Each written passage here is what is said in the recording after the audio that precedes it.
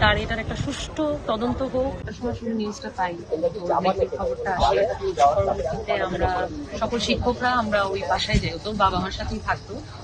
আর সে খুবই চঞ্চল, হাসি খুশি, আমোদে, এবং সে ভীষণ সবসময় কাজপ্রেমী। আর ডিপার্টমেন্টে যেই ছাত্রীগুলো খুব সিনসিয়ারলি কাজ করে তাদের মধ্যে সে একজন।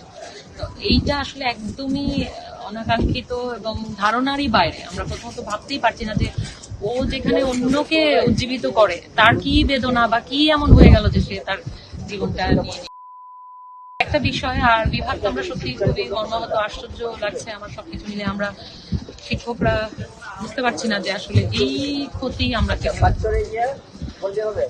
এবং ওর এই মৃত্যুর জন্য যে বা যারাই দায়ী থাকবে, যেহেতু এটা এখন আইনের আওতায় চলে গেছে, আমরা সর্বাত্মকভাবে আমরা এটা মনে প্রাণে চাই তার এটার একটা সুষ্ঠু তদন্ত হোক এবং এটা বিচারের মাধ্যমে যারা এই দায়ী তাদের আসলে সাজা হোক এবং সঠিক বিচার হোক। তেলের ভোগান্তিতে ক্লান্ত? এখনই কিনুন রাইডো, এক চার্জে চলুন 100 কিলোমিটার পর্যন্ত।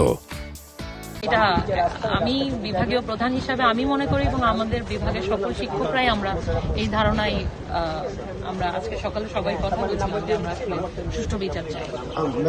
একটা চিরকুট নিয়ে কথা হচ্ছে, পুলিশ বলছে চিরকুটটা আসলে আমরা সরাসরি দেখিনি, দেখিনি, মুখে মুখে আসলে একজন আরেকজনকে বলতে বলতে যেটা হয় ওইভাবে দেখা, ওইভাবে শোনা। কথা বলেছেন হ্যাঁ, পুলিশ যখন আমাদেরকে সকল শিক্ষকের সাথে উনি কথা বলেছেন, উনি বলেছেন যে একটা চিরকুটে সেখানটায় আমাদের বিভাগের সহযোগী অধ্যাপক ডক্টর সুদীপ চক্রবর্তী, ওনার নামটা আছে, এবং পাশাপাশি ওরই একদম ক্লোজ ফ্রেন্ড, সহপাঠী, একসাথে ওরা পড়াশোনা করতো, মেহানি, এই দুইজনকে ওনারা পুলিশ হেফাজতে ওনারা রেখেছেন। ওনারা প্রশ্ন করবেন ওনাদের আওতায়। আর আসলে পুলিশের এর থেকে বেশি কিছু আমাদের সাথে শেয়ার করেনি।